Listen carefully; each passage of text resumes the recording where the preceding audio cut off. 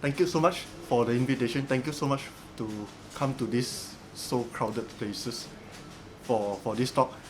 To be honest with you guys, this book was created back in 2013, so it's almost 10 years. And the project was created back in 2005, so it's almost 20 years. So I hope I can still remember what I was going through and everything like that back in this book. So I wanted to start with why do I actually photograph hospitals?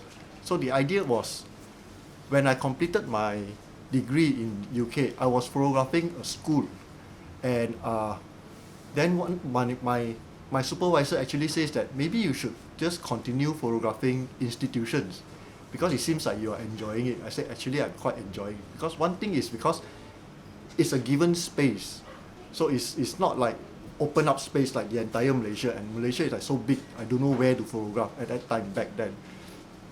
And in a school is just a building or two buildings or three buildings, so there is actually a place where I know that the boundaries of this place that I can photograph. So my supervisors back then say that maybe you should consider continuing photographing institutions.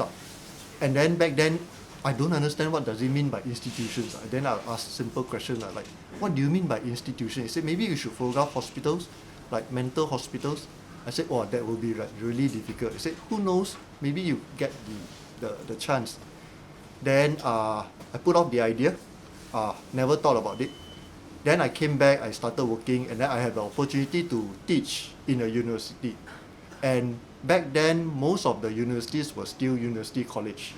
And then when the university college needed to be upgraded to universities, they need a certain amount of lecturers holding master's degree and PhD qualification, etc., etc. Back then, I only have a degree. So I was one of the few staff who were given the chance to upgrade our educations to a master's. So it's like a scholarship, a free master kind of thing. So I said, of course, I want now. And the masters was not like one of those UM or local universities. They actually get people from University of East London, and the master's degree was from University of East London. So I said, of course, it's free education, and obviously I can't afford to do my master's in UK. So I said, yes, I'll do it, but you have to be bonded for like 5 years, 6 years. Or say, oh, no problem, as long as it's free education. Then the first thing that came into my mind, right, is like, oh, now and then I can actually photograph hospitals. I can actually spend 2 years because this is a sort of part-time master program. So I actually was thinking that, oh, good, I can actually spend 2 years photographing hospitals. Then how do I start? Then I started sending letters out, and nobody replies. Back then, I wasn't using emails. Back then, it was 2005, so there is no digital cameras was quite young. The Nikon, if you guys are familiar with the Nikon's history, right? 2005 was D200. I think D200 just came out. So D70, there's no D70 yet. D70 was the first cheap digital DSLR camera. D200 was like 9,000 ringgit back then, 2005, and it was just a 12 megapixel camera. So digital camera back then wasn't very good. So I was still using film, and then I was sending physical letters and send it out, no replies. Then I actually talked to people. How do I get permission to photograph hospitals? Then one of my friends said maybe you should just start approaching clinics outside your house, because it's easier. Hospitals, they have like so many red tapes, they have to go through like so many directors and permissions and everything. Maybe you can just walk into one of these clinic, and probably the owner of the doctors himself is the owner. The doctor will definitely say yes or no very fast within that 2 minutes. So let's do that. So I actually went out around my place. Obviously, I think I approached like 10 different clinics. 5 of them say yes. 5 of them just laugh at me, say it's impossible. So I actually photographed these 5, and with this photograph, I actually print it into a 3R photograph. Then I attach it into a new letters and send it out to hospital again. So this is what I'm doing.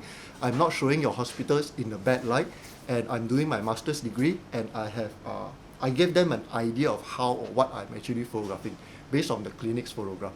Then most of them actually get an idea of what I'm doing.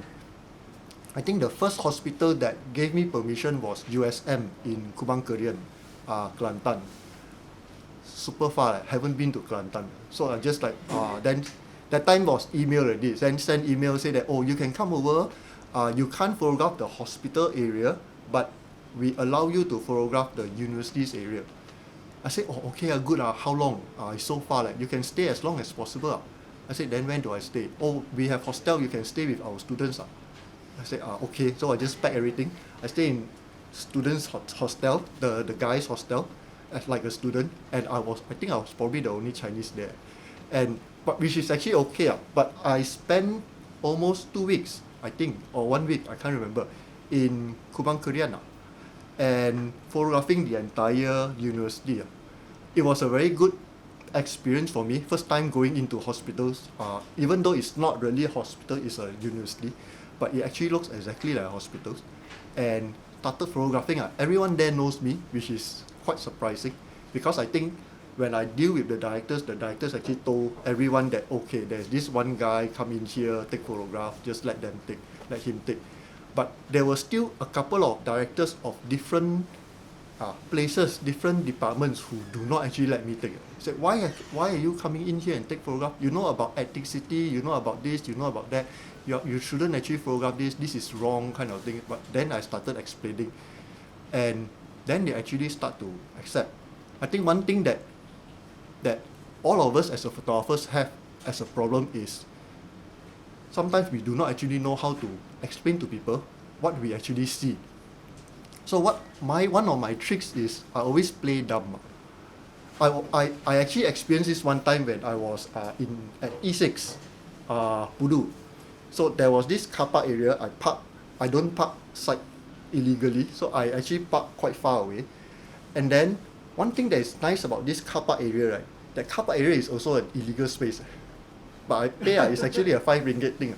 So when I actually went to collect my car, right, I turned back, right, I actually saw that there was this huge bush, trees and everything, and then behind the trees, there's where the KLCCs and the building is.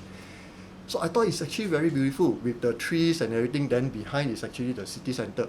So I asked the kid, can I actually photograph this? The kid said, okay, I'll go ahead. So I took out my cameras. I was using 4x5 cameras. So the cameras tripod, then the cameras, I spent like 20-30 minutes. Then the owner came back. The owner actually came back and drove and speed his car and stopped in front of me. And then he was literally screaming in my face. What are you doing? And etc., etc., etc. You know that this space is illegal. You see that there's this sign, you are not allowed to come in. And just act dumb. He said, sorry, I don't know. Then he said, why are you taking photograph? Then I said, because it's beautiful. See this? See the trees? See the tower? Then he was literally like talking, but he couldn't see. And then he was continuing screaming. He said that this is a private land. If I wanted to kill you, I can cut your head. And he actually said that I can cut your head and hang it into the tree and nobody will care. Then I was just standing there and let him scream. Then after like 30 minutes of him screaming, right, me standing there, right, then he said, how long do you need? I said, another 10 minutes. So go ahead. So I actually took my photograph, and then I packed, and then before I drove out, he actually blocked me again. Okay, then I wind down my window. Then he actually said sorry to me. He said that, this place is not his, and if the boss actually saw someone actually took photograph in this area, he will get into trouble. I said, no problem, I understand. So I just drove off. Okay, I don't understand, I don't care, but of course I just drove off. But one thing that I learned, right, is what is more important is I'm safe, I'm still alive. Second thing is I got what I want. I got my photograph. I don't care when he was screaming. I don't need to scream with him kind of stuff. I let him scream, but I got my photograph. And I think that's most important thing. And same thing happened to this. So a lot of hospitals, they sort of give me permission. A lot of hospitals, they don't give me permission. A lot of hospitals, they don't reply me. Most of the hospitals that reply me was the private hospitals. Even within the private hospitals, some of them just gave me 1 day. You can just come in 1 day, I let you photograph. Some of them, gave me one day, and they had two security following me, seeing what I photograph, which is also not a problem.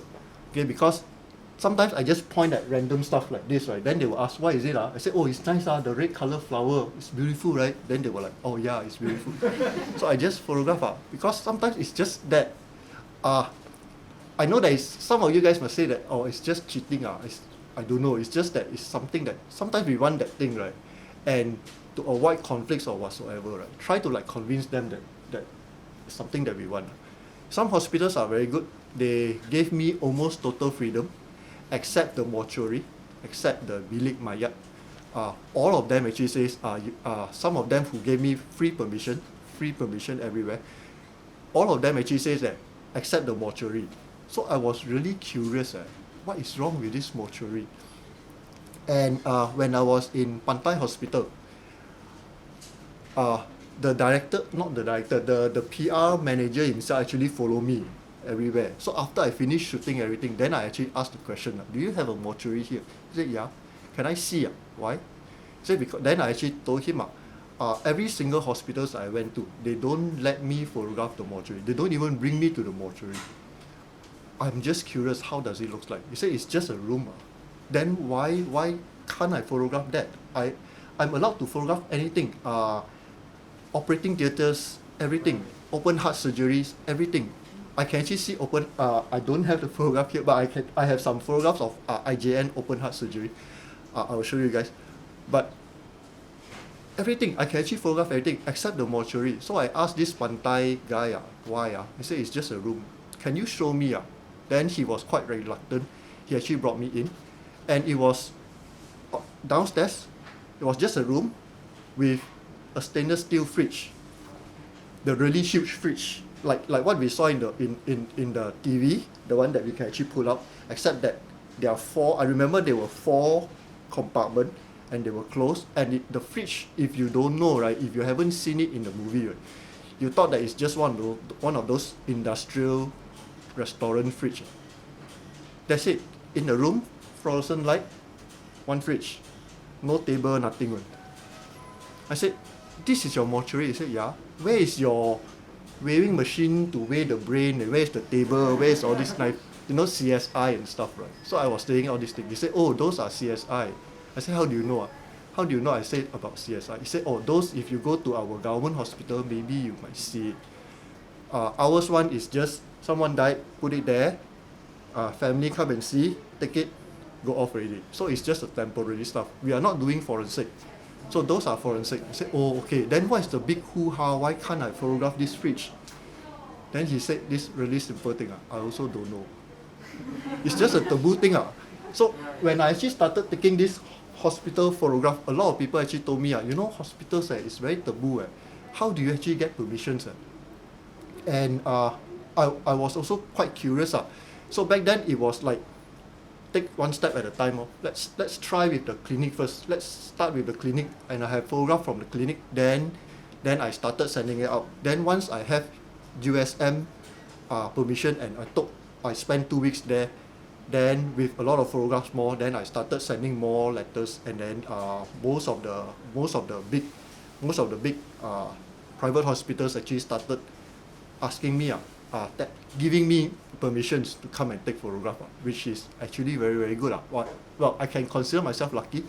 Some of them gave me like unlimited access. You can just come anytime, but just send me an email so that I can inform that department, which department you want to go.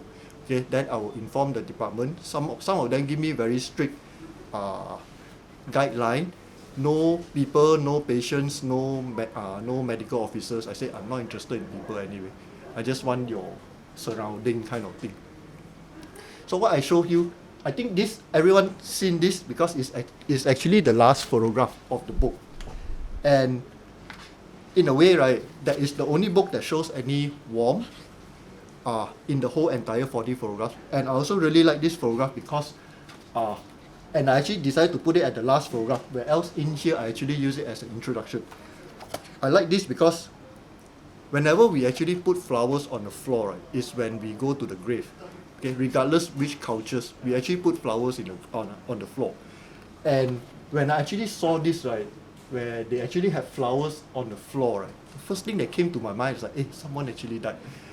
But then I remember that I was in the maternity department. One of the morning, I was in the maternity department taking photograph. And then I asked the nurse, they said, why leave the flower on the floor? They said, oh, because too many flowers in the room, no space. So they just leave it outside. So I said, oh, okay. So it was a very naive answer. So I actually took the photograph out. I thought, oh, it's nice composition. Should I close the door or maybe shouldn't, kind of thing. I didn't think of closing the door also. Then after taking the photograph, then when I actually came back, right, I actually thought that, hey, that's quite nice because putting flowers on the floor is almost like someone died. But then again, it's not. It's just that there was a newborn baby and they run out of space to put the flower. So it's almost like a rebirth kind of thing. If you're from Buddhism, there's this rebirth and reincarnations kind of thing that is happening. And then some photographs, obviously I shot a lot, and for the longest time, right, I think most people actually saw only this 40 photograph. Started this project with film. I was using the Mamiya 7.2, 6.7. And film back then was really cheap. And that was my only cameras. And obviously digital camera back then was really expensive and the result wasn't really good. And because I was using a medium format cameras, the quality of my medium format cameras is definitely going to be better than any of the digital camera.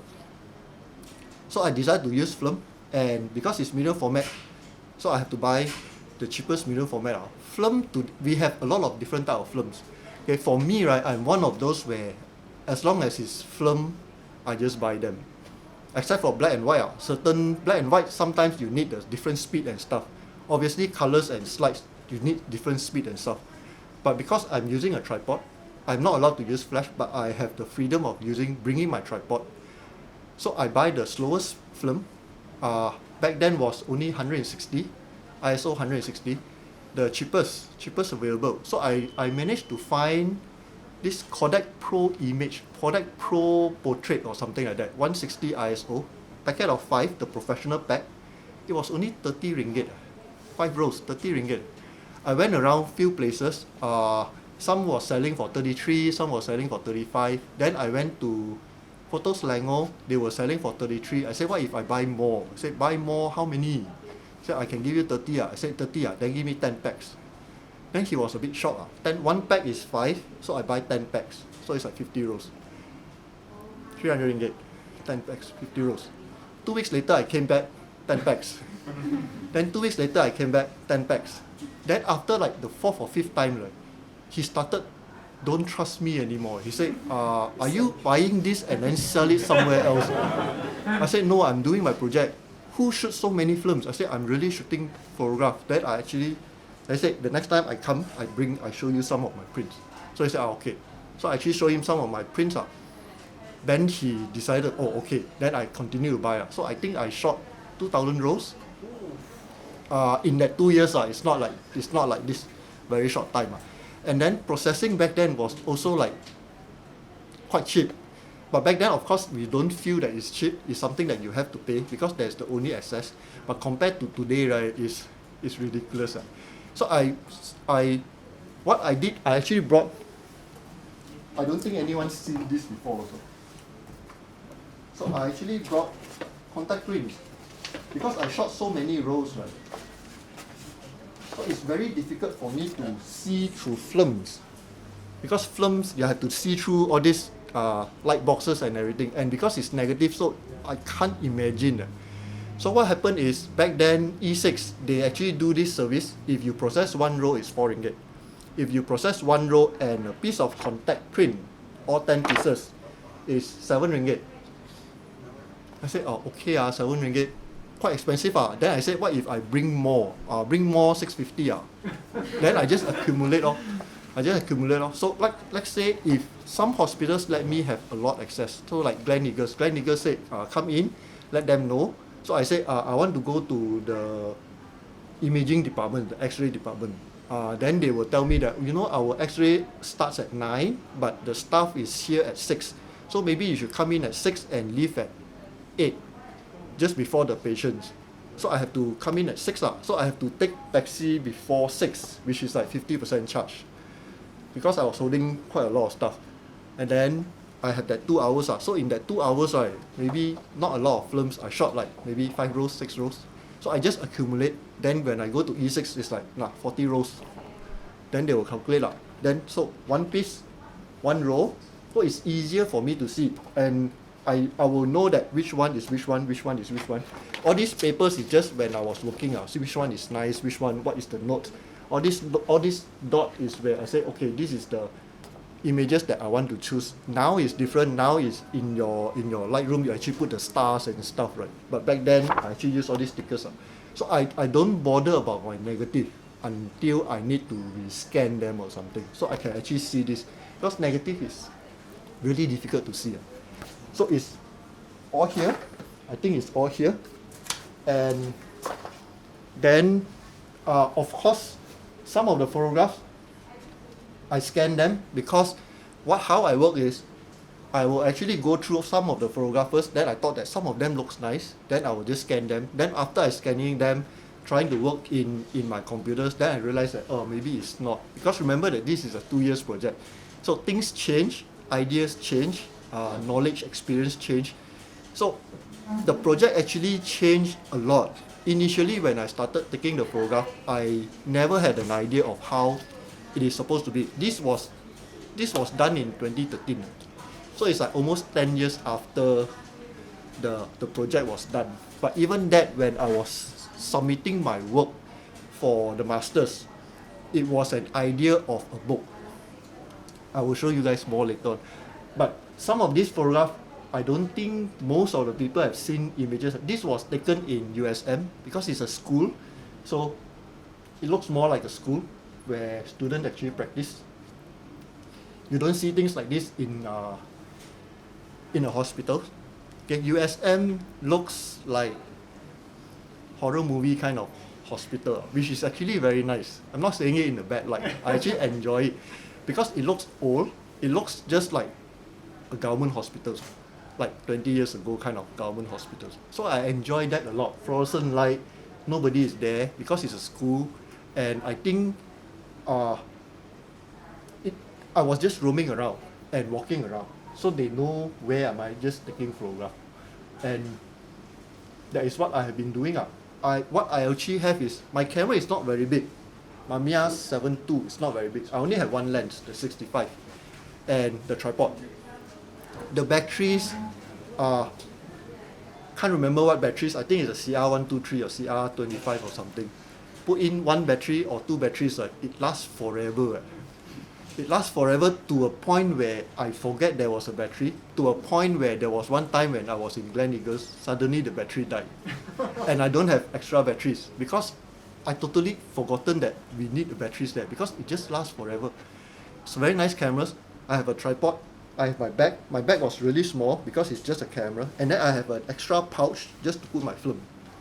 So that is how I actually work out. So even the bag is small. It's actually almost like this size. So I can just, when I was in one department, I can just leave my bag at one corner and I just walk around. And nobody will take the bag. Hopefully, but maybe I'm lucky. Nobody will just take the bag. Different hospitals. I think this is in this is in Subang Jaya Medical Center.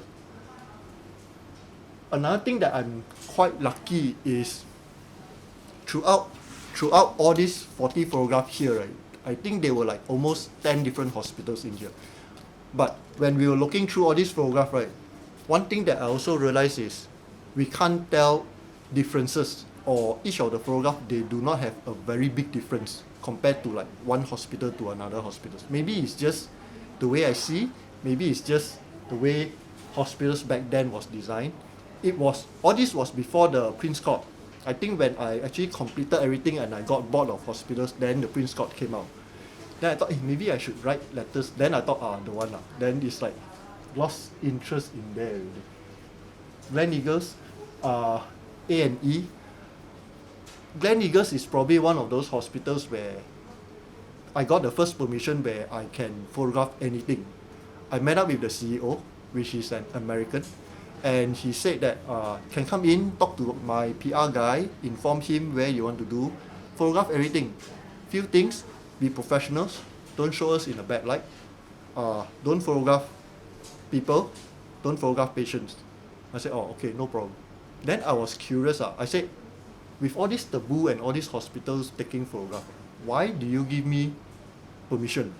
After he actually agreed to give me permission. So I actually asked him, why do you give me permission? He said, we have nothing to hide. He actually said very confidently. Then I was like, oh, okay, no problem. And it's almost like a mutual understanding. Be professionals, I trust you, you trust me kind of thing. So I actually enjoy my time a lot. I think I spent almost half year in Gleneagles photographing everything except the mortuary. IJN, another hospitals where I have a lot of access. IJN was one of the last hospitals that I did. And by then I purchased the D200. D200 at that time, I think it went down to like almost 7,000 ringgit from 9,000 ringgit.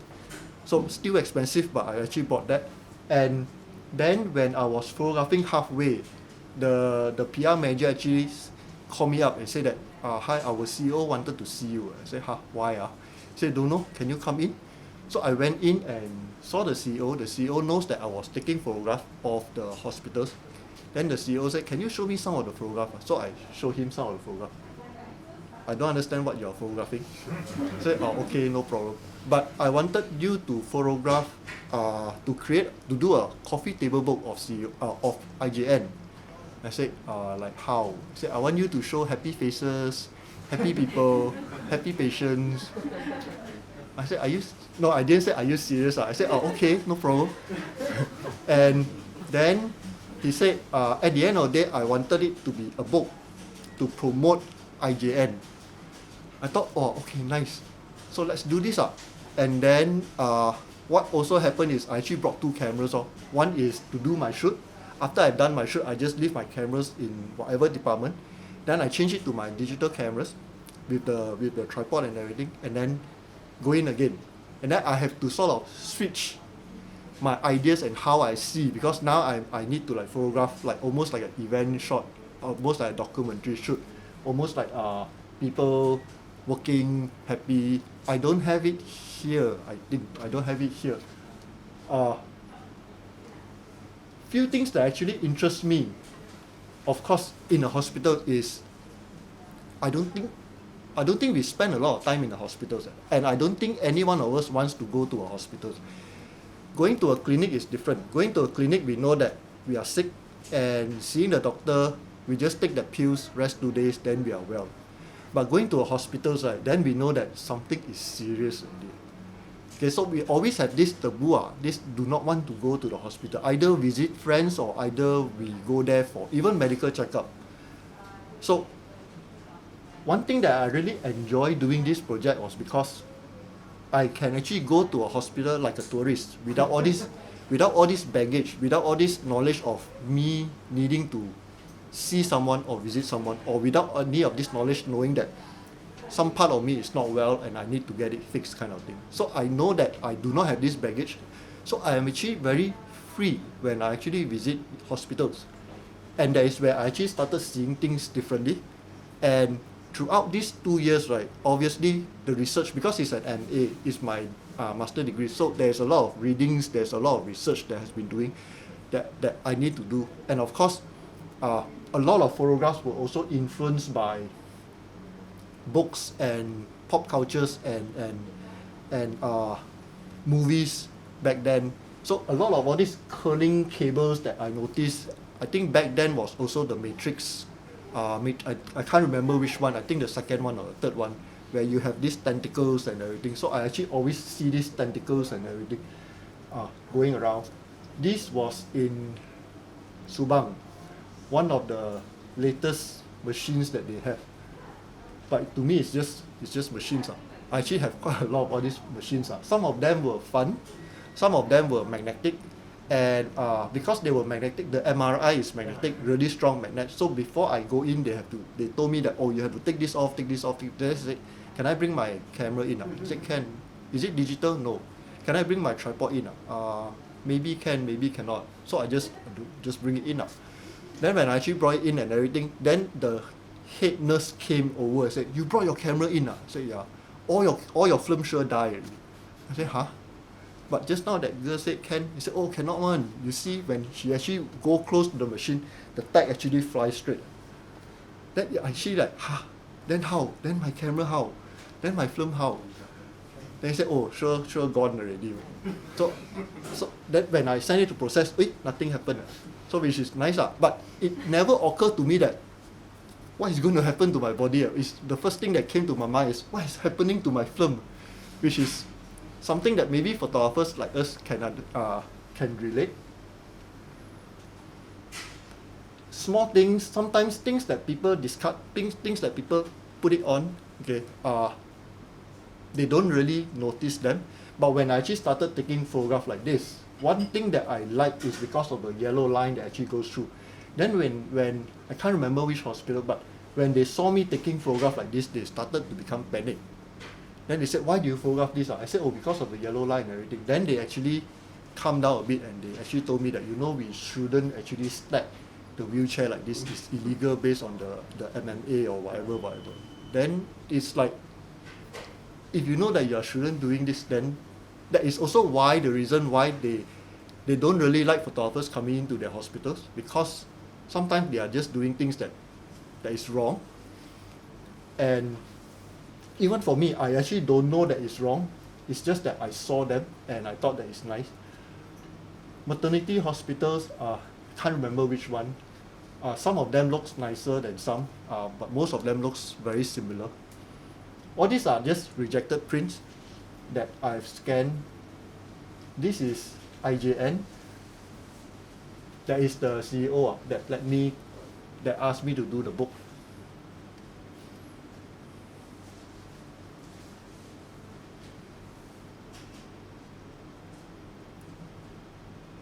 IJN.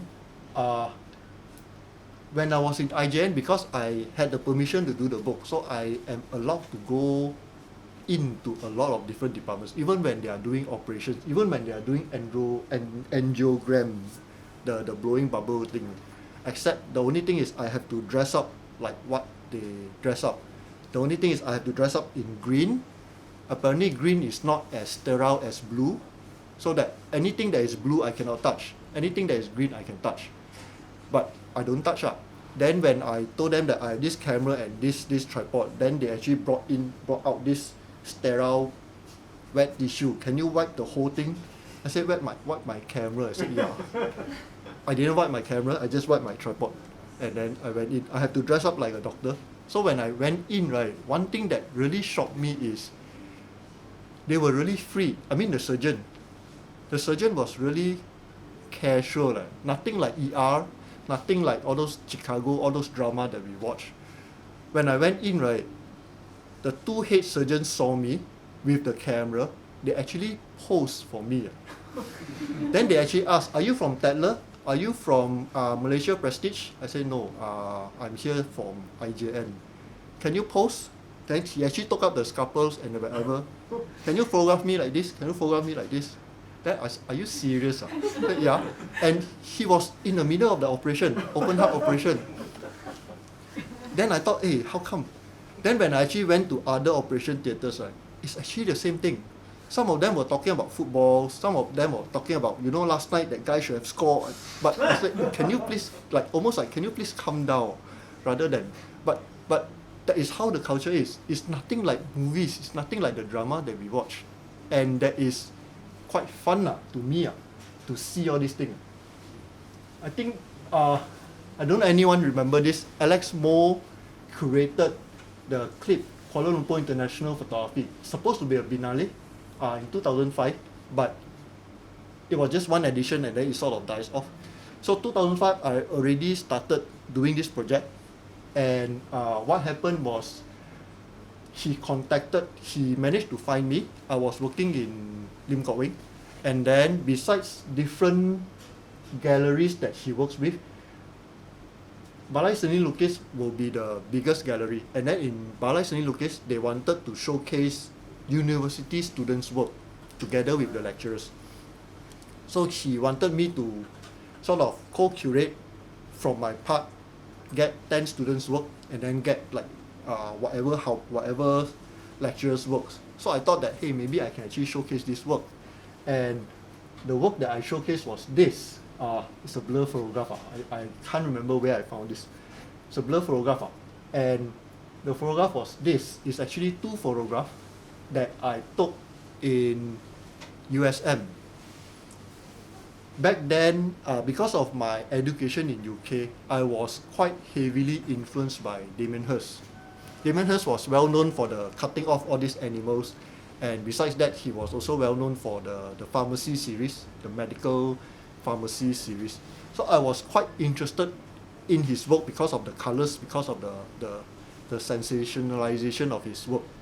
So I actually thought that it's quite a nice idea to sort of paying a tribute to him. And because it was a very early stage of my program, of my shooting, that is the only photograph I have from USM.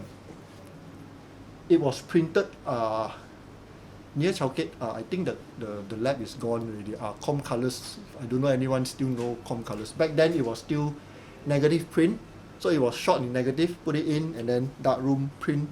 So I don't have scans on this. This is actually a photograph of the print, and I actually showcase this, and that's because of Damien Hirst, which is something that is this.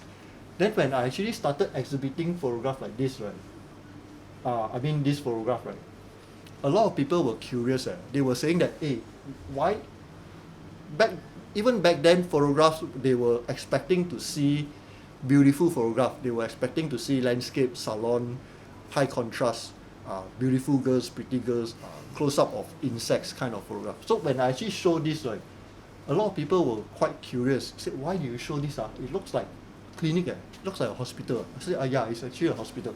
But to be more precisely, it's actually a hospital university. Then I said, why this? It's like nothing. But I actually like them because it's something that is influencing me from this. And because of my background, of my degree background also. Then when I was continuing doing my master's, and because my master's is actually a scholarship program, right, a lot of lecturers were part of this scholarship program. And even though we are the same art and design lecturers, but we are teaching in different subjects. So I have multimedia lecturers, animation lecturers, fine art painting lecturers, photography lecturers, design lecturers, theory classes lecturers.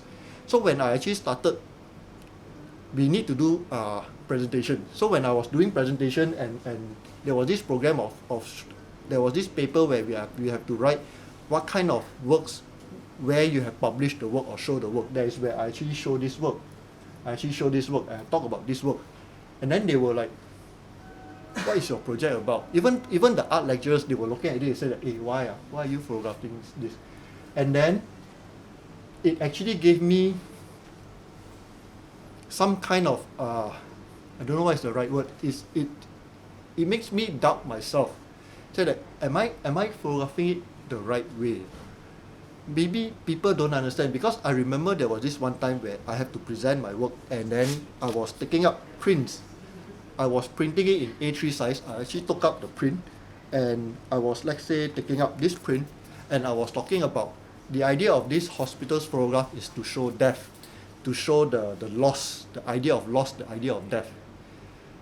I can still remember one of the lecturers, which is animation lecturers. He said, if you are talking about death, why don't I see dead people? I said, are you serious? Then another lecturer, I think he is also teaching multimedia, he said, if you are showing death, why don't I see blood? If it's on hospitals, why don't I see drama? Why don't I see blood? Then I was thinking, are you serious? Then I actually explained, I said, one thing is, it's illegal to show dead body, of course. Second thing is, if I just show you a dead body, shouldn't it be like, it's too straightforward that it's so boring, and it do not actually make sense, it do not actually think. But then that guy actually says that, but you are just showing an empty bed. I said the empty bed is because the baby is lost. Baby is gone. Stillborn. He said, oh, I don't see that. So there's a lot of argument going on. then there is where it actually makes me doubt myself. Then I actually started exploring, and I put images like this was taken from internet. So I actually found all these images, and I started putting it next to each other. Then I thought, it makes sense. It's clearer. Then I think I remember. Then the Guantanamo Bay happened. Then we have photograph like this came out. Then I actually put it like this. It was in my sketchbook as well. There's my sketchbook anyway. Later I'll show you guys this. So I actually started doing this. So I thought, makes sense. Very clear. Then when I actually present it in the class, right, then everyone said, now I see what you are doing. It's clear. Then when the professor from University of East London came, I was quite lucky because they changed professor. Previously, the previous professors was an architect professor. Then because of some medical problems, he stopped coming. So they sent another professor, and this professor was a graduate from RCA, Royal College of Art, which is like, okay. Then when he came, right, when I started talking to him like this, right, and this one, right, he looked at me, right, he actually threw this paper away, literally like throw it down the table. Right. I said, what are you doing? He said, this is like, you lost all the imagination. What is the point of reading? What is the point of looking at it? I said, then I was thinking, finally someone agrees with me, which is actually good. I think I was quite lucky because when he came, he actually told me that you shouldn't do this because this is super boring. This is so clear that why do I bother looking at it? It lost all my imagination. I don't think, I just see, and everything just revealed by itself, and it became so boring. So what's so interesting about this? And then it actually makes me realize that, okay, so it means that maybe what I was thinking makes sense. Maybe it's just that I was showing it to the wrong people. Maybe I wasn't convinced enough. Maybe I need better ideas, or I need to polish my idea better. But he came back to me and said that you shouldn't actually do this. I said, okay. Then I proceed without this, and I proceed with all this photograph. I think this too was in the book. Then I think 2007, I can't remember which year. I think then the Bakat Muda, the Young Contemporary Awards, I submitted my proposal and I was chosen. So I actually did these 3 panels like a tombstone, and then there was these 3 photographs symbolizing the Holy Father, Holy Son, and the Ghost. 2 of these photographs, I think some of us have seen, some of you guys have seen this, but 2 of these photographs was taken in an abandoned hospital in Cheras, the Ladies Templars Hospital. So, it's gone already. Now I think there's a bomber building there. So it's very near to the old Cheras toll. I don't know if anyone still remember the toll, the 50-cent toll, just before the roundabout, if you are coming from KL. There was it's quite hidden, and it was an abandoned hospital, abandoned government hospitals. And there was security there. So when I went to the security said, you have to go to the Ministry of Health to get a permission letter. I said, where is the Ministry of Health? Then it says it's opposite the railway station. So I know that it's opposite the. Then I actually went there, asked everyone. I managed to get one letter. It says 1 day only. Took the letters, show the security said, okay, come in. It's abandoned. It's exactly like horror movies. And if you actually do a little bit of research, right, Google, right, Ladies Templars Hospital or abandoned hospitals in Kuala Lumpur, right, the first few Googles that came out, right, is the most haunted places in Kuala Lumpur. That one was before I went there. So I didn't know. So I went there, it was super eerie. But then again, one thing that is really funny is because I'm holding my camera and my tripod is in front of me, right, it's almost like this thing is protecting me. So when I'm taking photograph, right, I'm only seeing this thing, so I don't care about the rest. And I actually felt safe. I don't bother about the rest. It was only until when I went up 3rd floor, 4th floor, finished shooting, run out of film, then when you pack everything, you lost that protection. right? Then when I actually walk out, right, that is where I actually seriously freak out. I almost ran out.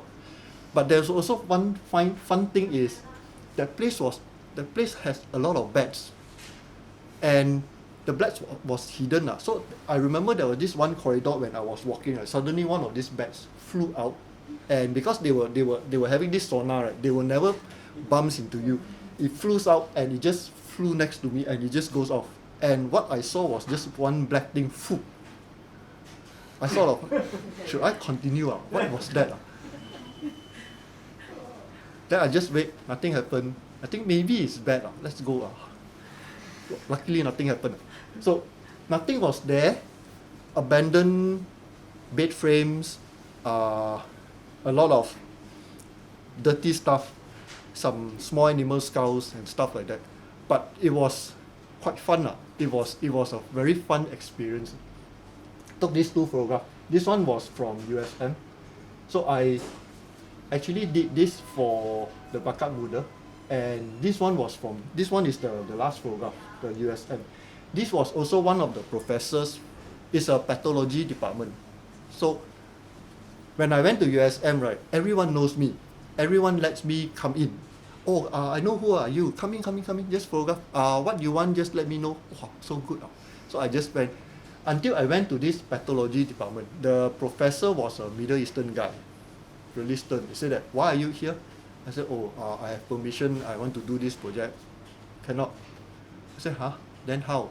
He said, I need you to go back to the faculty to get the head of school to write a personal letter to me to say that he is giving me permission to photograph. I said, serious? But today is like Friday. Friday prayers, nobody. So then come back on Monday. So Monday, went to the faculties, tell the secretary, pathology. I said, yeah. Oh, he is very well known like that one. So secretary wrote the letter, I think the president or head of school signed. I brought it, showed him, saw it. Okay, welcome. It's just that. So when I actually take photograph, then I went in, right, it was just this one room. Then I was thinking, what's so big hoo-ha about this? Then he started explaining, this is actually a table where they put the dead bodies. Then he said that inside is actually dead bodies. In formaldehyde, it's actually dead bodies. Do you want to see? I said no. I just photographed this, and then I think I just took that 2 photographs, then I just go off. Then it was never in this book, but because I already used this in this competition, so I never actually put it in this book. That's where the IJN is almost towards the end of my shoot. So that is where this one was shot using my Mamiya. So I brought that 2 cameras. So I actually saw this. I said, maybe I shouldn't use my D200. I use my Mamiya and shoot this. When I was taking photograph in here, right, I terbalik. They are wearing green. I'm wearing blue. So I cannot touch anything that is green. I can only touch anything that is blue. So it's not the other way around. I actually went in like 4, 5, 6 different operations. Some open heart surgery. Some were really sad. I remember I photographed one which is a baby, 2 years old, hole in heart. So they have to change the whole heart or whatever. So the baby was here, and then one of the chief, not this operation, but one of the chief surgeons said, do you want to see the heart? I said, are you serious? Yeah. Come this side, stand on this side. So I was standing behind these 2 guys. These 2 guys was here, the baby was here. So I was standing here. There was this elevated place where I can actually stand up. And then he said that, you can actually point your camera down like this. I said, what if I slip my camera and the whole camera hit the baby's heart? Then the baby died. But you can actually take photograph like that. I said, okay. Then I actually wrap the whole camera, the strap and everything. I actually took photograph there. It's quite a nice experience. But I think it's lucky. I think being a photographer sometimes is the camera actually have this power to bring us to places where we normally can't go. We normally don't actually thought or dreamt of going to, or seeing things that we can actually see or dream of. Even like simple things like travel photography. Sometimes without the cameras, we will never thought of traveling to certain places to take photograph or walk the extra miles to take photograph. It's just because of wanting to take the photograph. So I think that sometimes camera is actually quite a nice tool. I actually take two before and after, and it's the same surgery. I think I went off to other places. Then after the operation was done, I came back and then I saw the blood stain and I actually photographed the whole thing. What I also like is because of the eerie green, the sickly green, and then you have this really strong blood. And another thing about IJN is because it's government hospitals, the amount of operation they do, right, is actually amazing. So I was talking to some of these surgeons. They said that, oh, sometimes it's very busy. They will start operating at 7. They will probably finish like 11 p.m. I said, huh? Serious? He said, yeah. Come in, open, push next door. Next door will just stitch up. Then come in, open, push, come in, open, push. One day we do like 6, 7 patients. I said, no wonder you guys, your skills is so good. I said, oh yeah. No wonder most of you guys are like Dato or Tan Sri. I said, oh yeah. No wonder even Mahathir still go to IJN, even though he probably can afford to some of the best other hospitals, but he still goes to IJN. He said, oh yeah, because they have a lot of practice. One day they do like 6 different operations. So even if you're not good, right, because of the practice, right, you become good, right, which is really nice. That's where I actually put it up like this. I thought that it actually shows how things that we normally don't see. Also, because I have the chance, because of the cameras, because the reason that I managed to go there is because of the cameras, that I can access to places where, like what I said, normal people don't get to. Okay, another thing is, throughout this year, I've done a lot of workshops. And in workshops, most of the participants, they are not professional photographers. So they come from different industry, different backgrounds. And sometimes I always get comment asking me what I do, what kind of interesting places I go to. And it's sort of like, it gives me an impression where they are jealous of my work. Then I actually ask them back what they do. Then they say that, oh, I'm this. But then I said, your work is actually very interesting. You are a doctor. I will give anything to go here. I met a guy from Singapore. He said that, oh, I'm actually a policeman. I said, oh, okay. But boring job, policeman. I said, where, how, what kind of policeman? Detective or inspector or what? He said, no, I'm a custom police in Changi Airport. I said, are you serious? I'll give anything to go into the custom department. What do you do? He said, we just x-ray the bag. If there's anything that is illegal, we just open up, confiscate. I said, wow, that's probably the most interesting. You can probably just photograph things that Singapore government confiscate. He said, yeah, but we can't do that. Of course you can't do that. But you have a very interesting job. But to him, right, it is something that is very boring because it's part of his life. But to me, right, as a photographer, I actually told him that I will give anything to be in your position. I will probably want to photograph that 200 different sex toys, 500 different illegal fruits or flower seed or whatever things that people actually brought in to Singapore to photograph. I just to photograph them. Even like my friend Fitri, back then he was telling me that, oh, I work quite boring. I'm an engineer in KLIA 2 with AirAsia. Boring, man. I said, I'll bring my camera in there. You get to be in the hangar. You get to see things that people don't see. You get to photograph the aircraft. You get to see things that people don't actually see. So sometimes it's like, you like my job, I like your job kind of thing. But one thing that for me, and I believe this thing is, the only reason I have the privilege is because I have the camera. And some of us, here already have the cameras, and you do not need to ask, or you do not need to write the permissions like this. If you are doctors, you do not need permissions. I have a friend who is a dentist. I don't know. I'm sure some of you guys know him, Dr. Nick Ng, the Sony award-winning dentist slash photographer.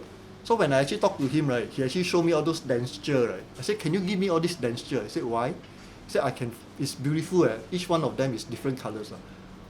Do you keep them? He said, normally we will keep them for 3 months until if the patients do not come back for readjustment, then we will just smash them up. Before that 3 months, before you smash up, can you give me all these things? I said, why? He said, because it's beautiful. Huh? Really, man? Then the nurse even was, nice, man. I said, it's beautiful. Because you don't see this, I don't see this. To me, it's something that is really special. But because for them, right, it's something that they see every day. So to them, it's like, huh? Nice, man. To me, I said, to me, it's actually very beautiful. I was still in Lim Kok Weng, and this is actually my classroom. So this is also during the time where I need to have a plan, because remember that I shot 2,000 rows. One row is 10 shots, so it's like 20,000 shots. At the end of the day, how am I going to present them? Because at the end of the day, it's a master degree project, so I need to present them, and how. So that is I think this is the moment where the first time where I actually wanted it to be read as a book, and also it became a conscious idea that I wanted to start from the maternity department. Okay, so it's almost to showcase life, how our life, we start as a newborn baby, and then to pediatric, to when we were children, and then to different departments. And then as we actually grow older, the photograph becomes a lot more quiet. Okay, which you can actually see later. I will just flip through later. So these were printed in 4R size, and then I just paint it up. Then I will paste it, because I think it was during the semester break, so nobody actually used this classroom. So I can actually leave it here for 1 week or a few weeks. So I can actually put my stick pad. Where do I change? Maybe I don't want this. Maybe this one too dark. Maybe this one. So I know what is my things that I need to change, and the things that I wrote up is actually on my whiteboard. So I just photograph my whiteboard, and what do I need to do. So it's actually quite fun. It's actually a process where it's not just taking photograph, but after you take the photograph, there's so many photographs. How do you edit the photograph? For me, editing photograph is a lot easier. If any one of you guys work in video, right? For me, right, I think video editing is really difficult, because there is a movement, there's a time. Where else for photograph, right, there's no time. So I can actually change, and the time and the movement is based on you, the viewer. So to me, it doesn't matter how long you spend in this time. But for video, right, it's actually very different, because I need to know how long to cut. Is this 1 second, then to this? This one, should it be half a second, then to this? So to me, because of this thing, right, it's actually something that is very difficult. Whereas for photograph, right, for me, it's actually a lot easier, because it's an individual thing. And it might not have relation, it might have relation, but it's not like there's a time relation. How long I need this? Maybe how big is another thing. So that is where it started off. It also says that the last picture is the flower, because it's also a conscious idea that it is a reincarnation. Okay, it's a whole idea of going back into the circles. And this was the MA presentation, okay, that I had. This is one of those portfolio box, the museum portfolio box, and it was in a 16 by 20 size. So what happened was, 40 photographs, they were printed with the white border, and 16 by 20, and it was meant to be read as a book. So even back then in 2007, I wanted it to be read as a book already. And also back then, I actually don't have any ideas of how the title of the work should be. And then I came up with this quite lame title, from the cradle to the grave. Then my professor actually laughed out. He said, are you serious? Please don't do this. From the cradle to the grave. Are you serious? I said, what's wrong? He said, it's just that it's quite cringy. I said, huh, really? Then I don't have any ideas for quite some times until then. Even when I was presenting this, there was actually no titles on. It's just that this, I printed one work, frame it, and then there was a box, and then there was this portfolio box. So the work was, the presentation was like just like this. So the idea of the book actually first came from here, but it was never in here for a very, very long time. Then of course, after finish, totally forget about it. Then 2007, after I completed everything, Annex Gallery in opposite Central Market. It was run by Pankitep, and Pankitep was working quite close or very closely to the Japan Foundation people. There was this one year, 2007, where there was a travel of contemporary Japanese photographer traveling around the world, and then they will make a stop in Malaysia, and they don't know where to. Japan Foundation really wanted to bring this work and show in Malaysia, but they don't know where. So they were offered Balai Seni Lukis, but they don't want. Then they were offered in certain none of the other private galleries wanted to show because the Japanese photographs were not for sale. Then they actually approached Pang. Pang said that okay, let's bring. Then at that time I knew Pang very long time, but we sort of lost contact. And then it was through Alex from the KLIP, the clip, that I met him back again. Then Alex was telling me that Pang was looking for photographers, and Alex knew that I did this, the microscope photograph and everything. He said that maybe you can actually show him some work for this. So I actually talked to him, and then Pang actually likes the work. So I actually showcased 4 pieces with the white border, framed almost exactly like the one that I did in my master's degree. Is basically the same one. So I just printed extra 3. It's about 32 inches by 40 inches, so it's almost double this screen size. A bit smaller, I think. So I only showcased 4 pieces, and I think it was also the very first time that I showcased this work in a public space, and I was quite surprised. Then during the opening, not during the opening. During the opening it was okay, but there was this artist talk day. Then when I actually came in, I actually saw one quite old guy, short pants, like got holes in the t-shirt. Then he was looking at this work. So then I was a bit judgmental back then. I was looking at that guy and said, looks like fishmonger. Right. Then I said, look like fishmonger. Why fishmonger in this gallery? Then I forgot about him. Then when I was talking to Pang and everything, then Pang said, Eiffel, I want to introduce you to Mr. Valentine. I said, who Mr. Valentine? Mr. Valentine Willy. Mr. Valentine Willy as in Valentine Willy Fine Art. I said, yeah. I said, he saw your work and he quite liked your work. I said, who is Mr. Valentine? Where is he? Is actually the fishmonger. I said, hi. Then we actually talked, and so sometimes I think I was quite lucky because I met him and he actually liked this work. Then he actually told me that, at the end of the year we were doing this Southeast Asia contemporary photography, whatever. Can you actually do some work? So we will have like different photographers from Southeast Asia in our galleries, and then we'll bring this work to Singapore because we have a gallery in Singapore and everything. I think that is where it started for me to start showing my work in Singapore or in the gallery context. But it's the same work. I show this. It was after my presentation. I think this was definitely in 2007. I can't remember which month. And then that's how it is. It's only 4 pieces that I actually show, and back then nobody actually see the entire 40 pieces because it was a huge box. I think only Pang saw it because I brought the whole box and showed him. It's actually heavy. is actually really heavy, because each of these print, right, I actually mount it on a mounting board because it's quite thick. This thing is actually quite thick, and if I just print 40 pieces, right, 40 pieces is just this, then it's like, so I need to make it so that it's actually full.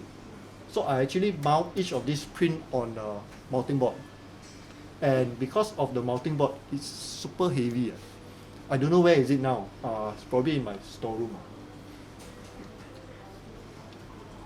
And then in 2013, that is where throughout before 2013, throughout these few years, I because of Valentine's, because of the gallery show that I have, I started to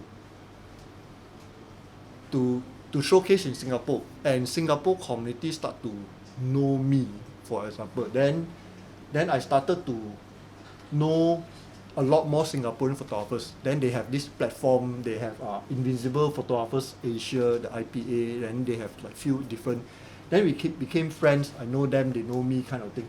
Then in 2012 or 2013, the IPA owner, Kelvin Oxley, he actually came to me and said that he actually sent me an email message, I can't remember. He said that, oh, we are planning to do a Singapore Photobook Exhibition and Fair. Are you interested in doing it? I said, do what?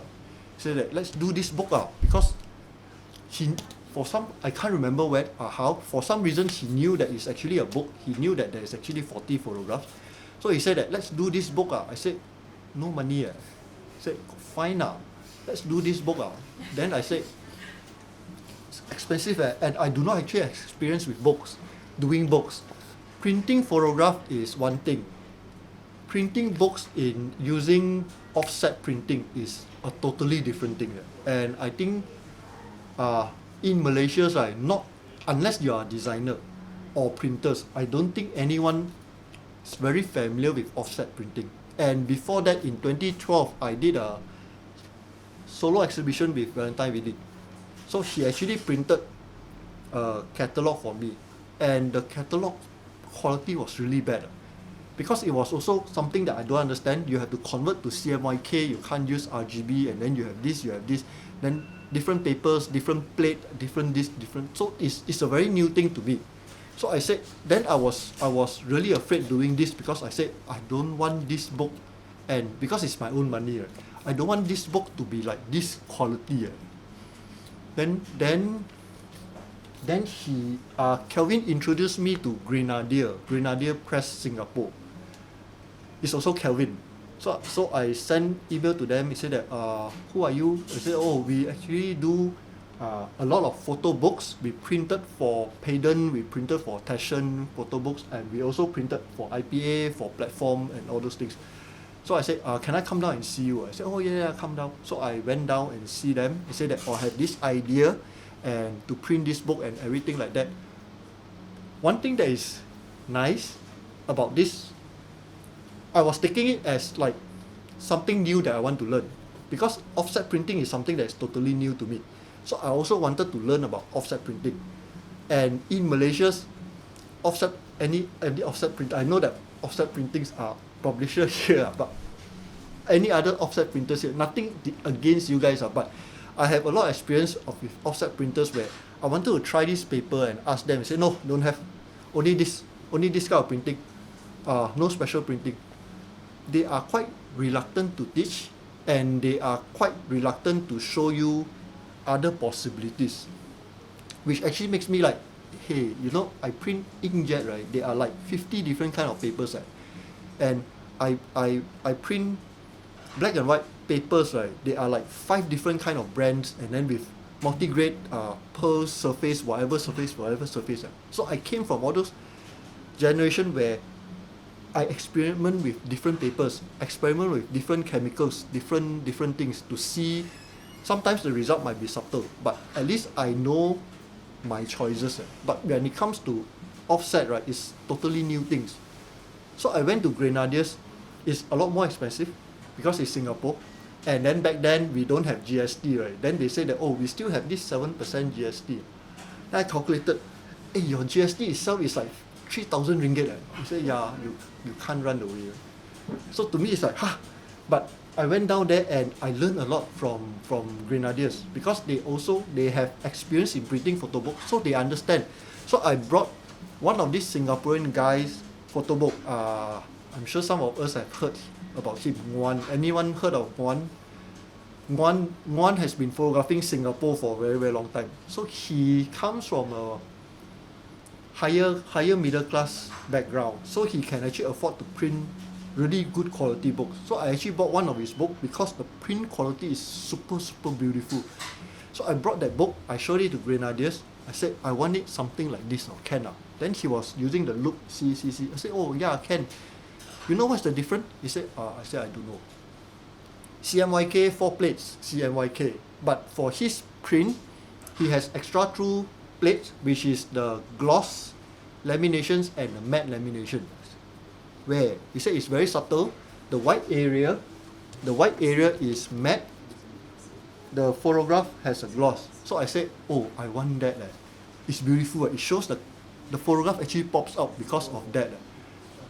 Then he said, oh yeah, can just add the 2 plates. I said, how much did I add the 2 plates? He said, then like that lor. I said, huh? Then without the 2 plates, like that lor.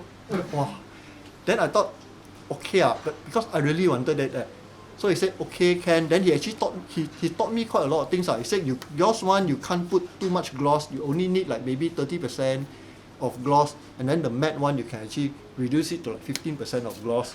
So one thing that I really like is because I came from a background where he knows that I come from a background where I don't know anything about offset printing. And when I sit down with him, right, he spent these 2 hours of his life explaining and then instructing, and then also advising me on what kind of papers should I use, what should I do and everything. So the first time I met him, he actually do all these things, inform me all these things, and I actually brought my thumb drive, and he actually did a test print using one of this laser print, so that it gave me an idea of how it actually looks like. So this book, at that time, I was self-designing this book because I can't afford to get designers. And I was doing this by myself, and then he actually gave me all this. He actually did this. I have to pay this, of course. But it also gave me a clearer idea of how the book actually looks like. And then later on, you can actually come and see. You will actually see that my pencil writing here, what should I do? So there's a lot of sort of adjustment that I do, because sometimes it's quite hard to see it from here and adjust.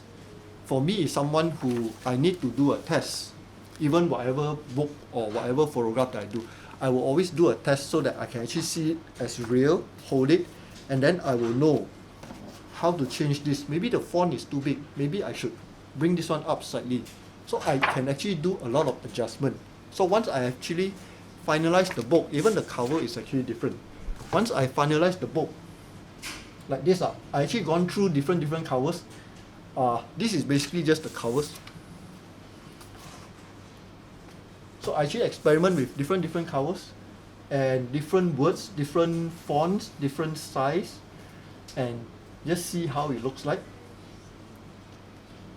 And then once it is actually finalized, I think even this one, I thought that maybe this is the better word, but not this. Then we actually change, oh, not this. Then we actually change, maybe white, maybe it's too dark, maybe white. Then I realized, I can't see. Then it reached a point where this is the final one. I think this is the final, yeah. Then the back. And once I finalized this, then I went down again. No, I sent the file to them first. Then they will say that they will process the files into the plate. Then once it's ready to print, they asked me to go down to check the print. That is where I actually went down. This is the book. I actually went down and to check on the print. So it was during the printing, and the printing was really fast. I think I was there 2-3 hours. And what I need to do is basically they just pull out one piece. See this? Then I say that it's slightly yellowish. Then he will like press. The printer is still running. Press. Then let it run. Then pull out. Slightly bluish. Then he will like press. then printing is continuously. There is also the reason why, then I actually understand the reason why in offset printing, right, the more quantity, the more book you print, the cheaper it costs, because the paper is just printing. And then even they want to change the colors, right, it's still printing. So once you change the color, wait for 2 minutes. Then I said, this 2 minutes, this whole stack is all wrong colors. I said, oh, yeah lor. Can't you just stop? And he said, cannot. So he just print until we get the right colors. Then we talk about how to laminate. We experiment with gloss laminations, matte laminations. Then once I'm happy with everything, right, then I can leave already. Then they will just proceed and they will just bind the work. It was also the first time where I came across a viewing area with those lights. Back then, Malaysia, we don't have. So when I saw this, I said, hey, what is this? So nice. He said, oh, this one is the light accuracy for the viewing station. So if you see your work here, the colors is not correct. When you put it here, I said, wow, how much is this thing? Very expensive kind of thing. But now, I think there are few printers that have it. But back then, it was the first time that I saw it, and I was really impressed with this thing. And there is where, when I was there, I think Kelvin went there, and few of the friends also went there just to see, just to be like busybodies, and then they took some of my photographs. So I was there like, back then I traveled down to Singapore quite often, and because I stay in Setapak, and there's this bus very near to KLCC. Setapak to KLCC is quite near. Aero Line, I'm sure some of you guys know Aero Line. So 6 a.m. bus, I reached there at 12. So I reached this place probably like 1 something. So I checked my work and everything, by 3, by 4 I'm finished. So either I can take the 6 p.m. bus, come back Malaysia, which sometimes I do that, or I can actually stay 1 night, then the next day 6 p.m. bus, so I can actually walk around Singapore, go to the cinema, then 6 p.m. bus, come back. So even on Sunday, come back, or this one Friday, come back Saturday, I have no problem. So it's something that I do quite a lot. Then some of my friends said, why don't you take flight? I said, you calculate flight, it's also like 4 hours. I sit on the bus, it's also like 4-5 hours. So, but flight, I don't have to like go in, go out, and it's so far away. This one is actually very near. And then even when I reach KL at 11-12 o'clock, it's actually at the same location, the Chorus Hotel, which is actually very near my place. Not like I reach Malaysia in KLIA 2, which is super far away. So I actually enjoy taking the bus. And that is how it's actually 1 piece. So the paper is this size, so it's actually 1 piece. So they have to create.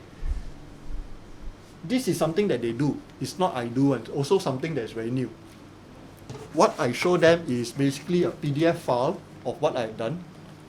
They will take my PDF file, arrange this into one plate, then print it out. Then if they need to flip or something, this is something that I will never know how to do. So there are quite a lot of things that is very new to me. With inkjet printing, is very simple. 1 file, 1 print. But this one is actually something that is very new. That the machine is actually behind that. It's actually very, very different. And I actually enjoy the process. And I'm also glad that I pay a little bit more money, but I take it as like education fees. I learned quite a lot of offset printing from them, which is something that I think is quite valuable as well.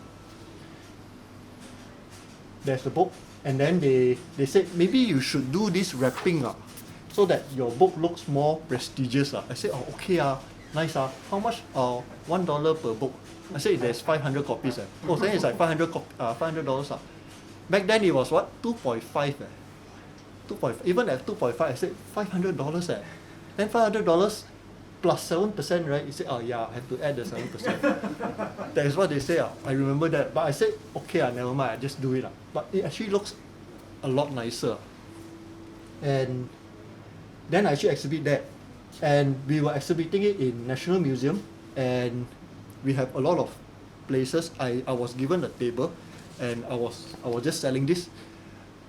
One thing that I also realized is because during this event there were a lot of friends, there were a lot of Singaporean photographers. So we were publishing books and selling there.